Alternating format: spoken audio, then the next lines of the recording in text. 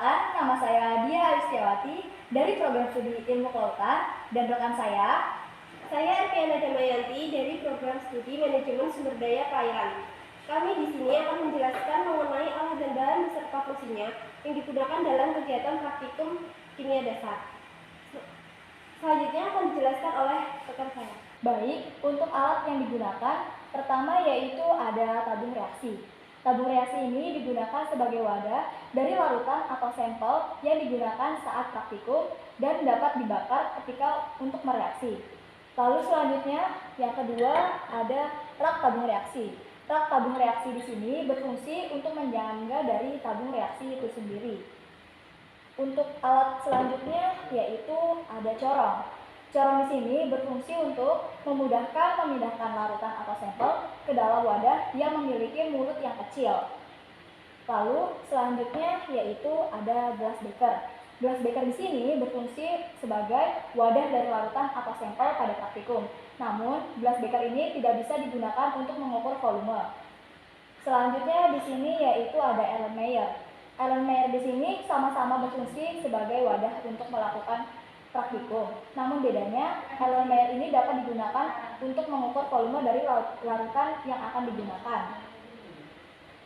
Baik, untuk barang yang selanjutnya yaitu ada mortar dan alur. Kedua alat ini berfungsi untuk menghaluskan dari bahan-bahan kimia yang biasanya berbentuk padatan ataupun serbuk. Selanjutnya di sini ada cawan porselen. Cawan porselen ini berfungsi sebagai wadah yang digunakan pada saat bahan-bahan kimia dipanaskan di dalam oven. Jadi cawan porselen ini tahan terhadap panas. Selanjutnya yaitu ada kaca pengaduk berbahan dasar kaca dan biasa digunakan untuk mengaduk dari sampel ataupun larutan pada praktikum kimia dasar. Selanjutnya yaitu ada cawan Petri. Cawan Petri ini berbentuk wadah dan terdapat penutupnya. Biasa digunakan dalam praktikum yang berhubungan dengan bakteri. Selanjutnya di sini ada pipet ukur. Pipet ukur ini berfungsi untuk mengambil larutan dan dapat diukur ketelitiannya. Di sini terdapat ukuran 25 mili. Untuk pipet ukur sendiri ini terdapat berbagai macam ukuran seperti 25, 50, 100 dan seterusnya. Dalam pipet ukur ini terdapat tulisan kurang lebih 0,2 yang memiliki arti ketelitian dari alat ini yaitu 0,2 mili. Lalu di sini juga tertera angka 20 derajat Celcius yang artinya alat atau larutan yang digunakan pada saat dimasukkan ke dalam pipet ukur ini maksimal memiliki suhu 20 derajat Celcius. Selanjutnya yaitu ada pipet gondok. Nah, untuk pipet gondok ini sama-sama digunakan untuk mengambil volume dari larutan. Namun berbeda dengan gelas ukur, untuk pipet gondok ini hanya memiliki satu volume. Jadi di sini hanya tertera 25 mili. Artinya hanya larutan yang berukuran 25 mili saja yang bisa diukur menggunakan pipet gondok ini. Baik, untuk selanjutnya yaitu ada yang namanya kaki 3. Kaki 3 ini berfungsi sebagai penyangga pada saat larutan-larutan dilakukan reaksi. Jadi di sini ditaruh, lalu selanjutnya di atasnya terdapat kawat kasa sebagai alas dari wadah sampel itu sendiri. Lalu ditambahkan busen sebagai bahan bakarnya. Dan yang terakhir yaitu ada sarung tangan. Sarung tangan yang biasa digunakan pada saat praktikum kimia dasar ini harus berbahan karet karena memiliki teksturnya itu elastis dan juga berbahan karet ini karena tahan terhadap panas. Dan juga harus yang tebal karena berfungsi untuk melindungi tangan dari bahan kimia yang bersifat asam dan juga panas. Untuk alat-alat selanjutnya akan dijelaskan oleh rekan saya. Untuk selanjutnya yakni penjepit. Penjepit ini digunakan untuk mengambil alat setelah dipanaskan. Contohnya adalah tabung reaksi. Cara penggunaannya seperti ini.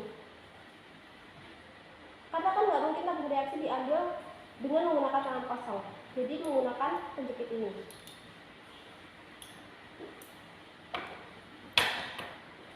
Selanjutnya adalah pipet pump.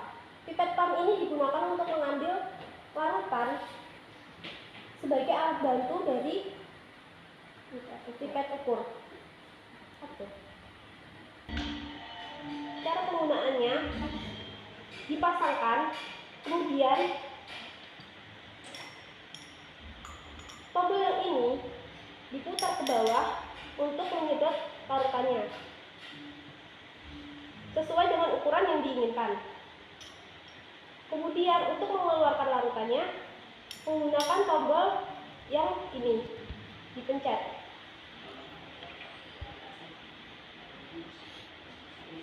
Kalau cairannya masih ada di pipet ukurnya, gunakan tombol yang atas, dipencet untuk mengeluarkan cairan yang terakhir. Setelah digunakan, jangan lupa untuk dicopot kembali. Selanjutnya yakni bola hisap. Bola hisap ini berfungsi sama seperti pipet pump. Pada bola hisap terdapat 3 tombol, yakni tombol A, tombol S, dan juga tombol E. Fungsi dari tombol A yakni untuk mengeluarkan dan untuk menghisap udara. Contohnya seperti ini. Dipencet untuk mengeluarkan udara dan dipencet lagi untuk menghisap udara. Selanjutnya yakni tombol S. Tombol S ini digunakan untuk mengambil larutan dan tombol E digunakan untuk mengeluarkan larutan. Selanjutnya yakni spatula. Spatula ini digunakan sebagai pengaduk dan juga digunakan sebagai alat pengambil bahan yang berbentuk padat. Selanjutnya yakni bunsen. Bunsen ini dijadikan sebagai alat pemanas pada saat proses pemanasan. Proses penggunaannya seperti ini. Bunsen diletakkan pada bawah kaca 3, kemudian dinyalakan menggunakan korek, dan di atasnya terdapat air mayar yang dipanaskan. Selanjutnya yakni labur ukur. Labur ukur ini digunakan sebagai wadah dan juga sebagai alat ukur suatu larutan dengan ukuran tertentu. Selanjutnya yakni gelas ukur. Gelas ukur ini berfungsi untuk mengukur larutan sesuai dengan volume yang diinginkan. Gelas ukur sendiri memiliki berbagai macam volume seperti volume 50, volume 100, 250, serta 500 dan lainnya. Selanjutnya yakni kaca arloji. Kaca arloji ini digunakan pada saat proses penimbangan. Kaca ini digunakan sebagai alat wadahnya untuk bahan yang akan ditimbang. Selanjutnya yakni palet. Palet ini digunakan pada saat pengujian asap basa dengan konsentrasi tertentu. Selanjutnya yakni buret dan penyangga buret. Keduanya digunakan pada saat proses titrasi. Baik, di sini juga kami akan menunjukkan alat atau instrumentasi yang berukuran besar yang ada di laboratorium kimia dasar ini. Mungkin untuk selanjutnya langsung aja kita lihat.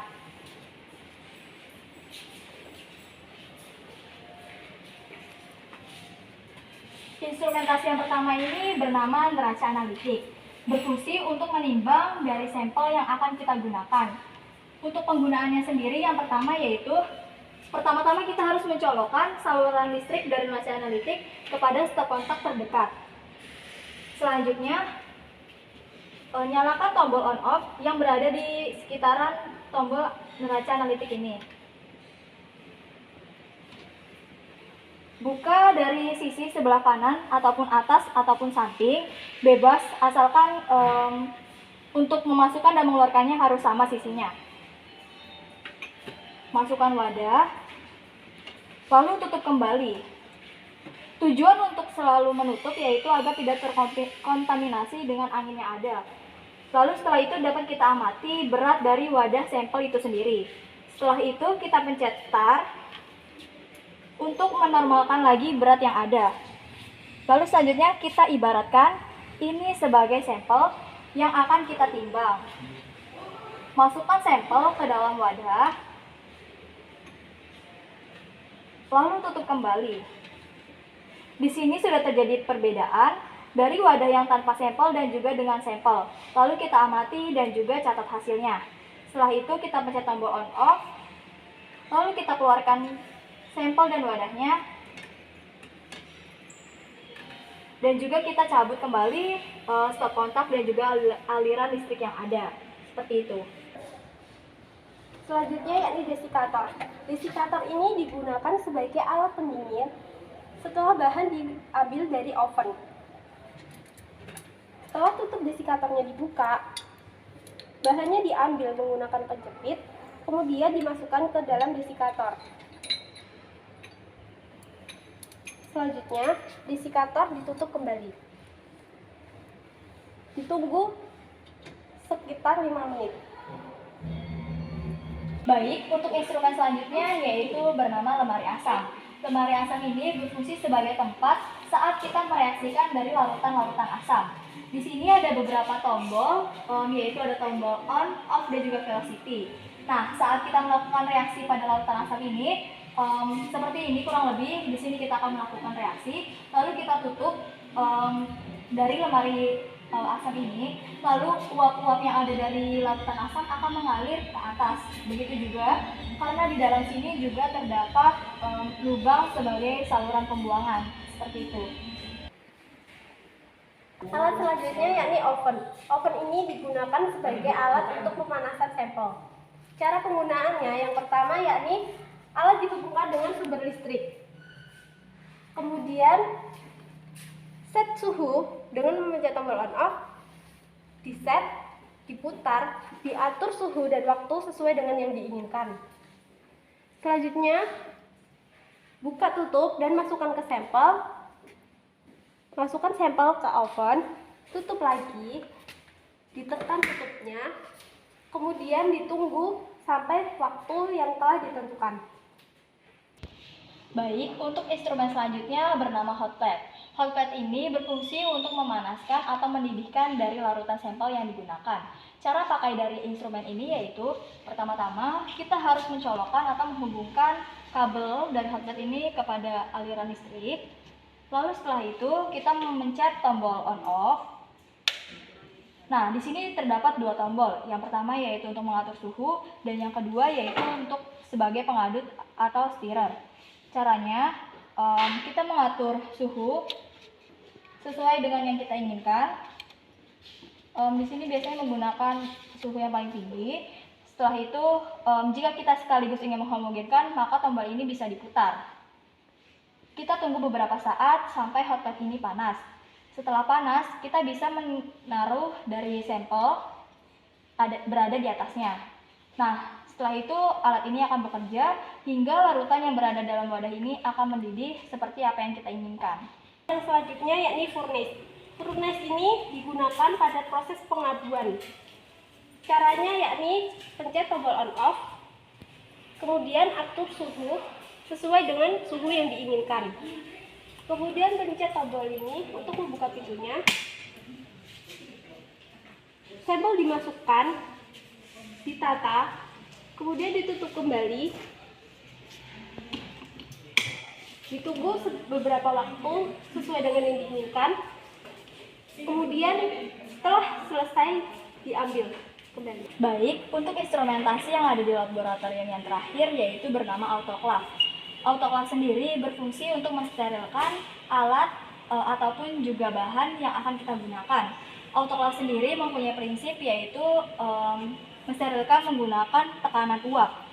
Di sini saya akan menjelaskan beberapa tombol yang ada, yaitu seperti tombol on off, tombol timer, dan juga tombol tekanan itu sendiri.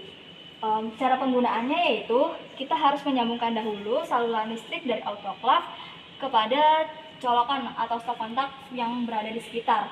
Setelah itu kita buka dari autoclave ini beberapa skrup yang ada di sekitarnya. Setelah itu kita buka tutupnya dan juga masukin sampel ataupun alat yang akan kita sterilkan. Setelah itu kita tutup kembali skrup-skrup ini agar kuat, dan juga kita atur timer dan juga tekanan itu sendiri. Biasanya itu 121 derajat Celcius. Nah, setelah alat ini mencapai tekanan yang kita inginkan, atau berarti alat itu sudah steril, akan mengeluarkan bunyi dari fluid yang berada di atas tutup. Sebagai pengingat, kita tidak boleh langsung membuka autoclave ini setelah tekanan mencapai sesuai yang kita inginkan, karena itu akan berbahaya. Jadi kita akan tunggu sebentar sampai tekanan itu habis, baru kita buka skrup-skrup. Untuk selanjutnya, ini bahan-bahan yang digunakan pada saat praktikum. Bahan sendiri terdapat dua macam jenis, yaitu berbentuk cair dan juga berbentuk padatan. Untuk bahan yang berbentuk padat biasanya diletakkan pada botol plastik berwarna putih seperti ini. Untuk bahan berbentuk cair diletakkan pada botol kaca seperti ini.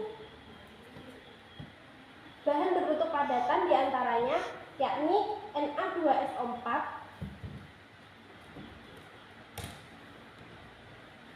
sodium klorida,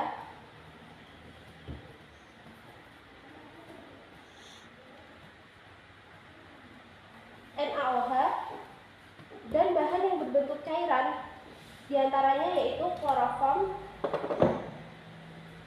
NaOH2n, Aquades,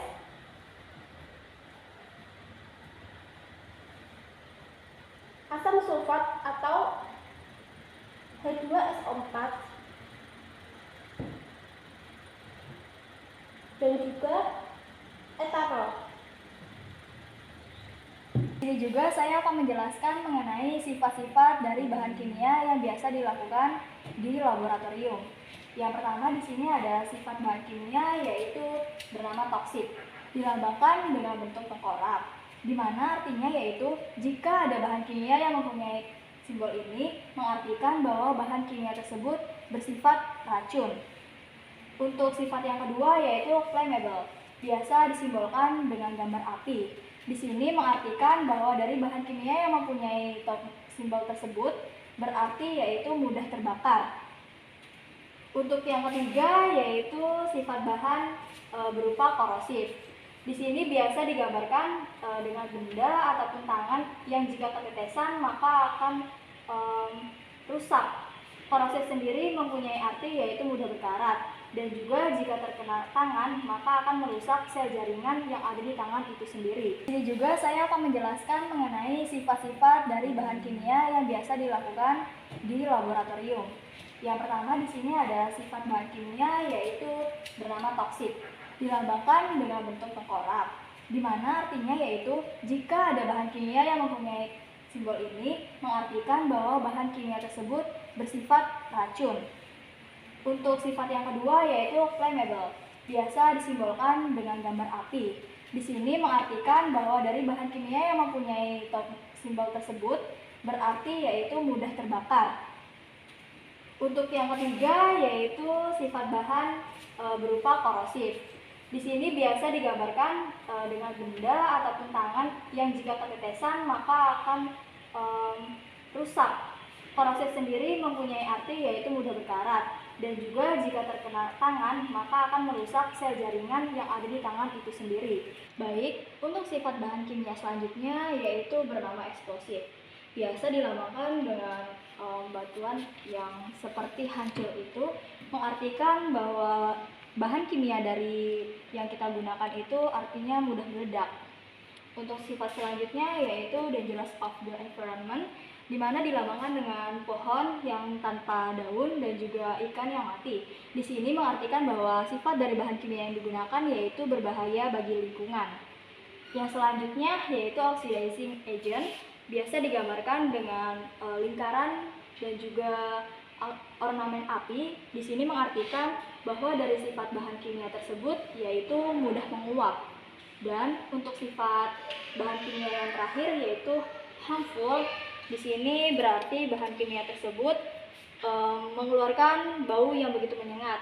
Jadi dihimbau bagi para praktikan atau laboran yang menggunakan bahan kimia yang mempunyai tanda seperti ini harus menggunakan masker untuk melindungi pernapasan.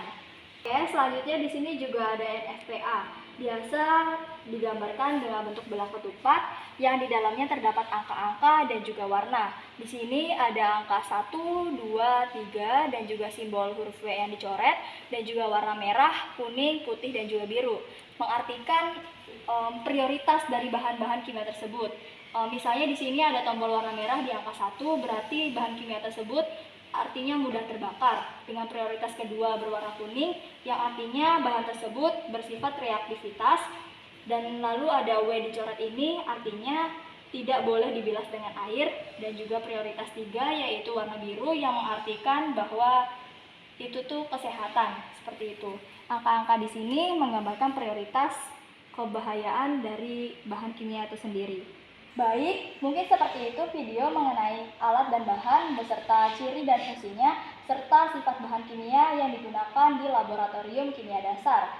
Mungkin dari saya dan juga rekan saya mohon maaf apabila salah kata. Terima kasih, sampai ketemu di materi selanjutnya. Wassalamualaikum warahmatullahi wabarakatuh.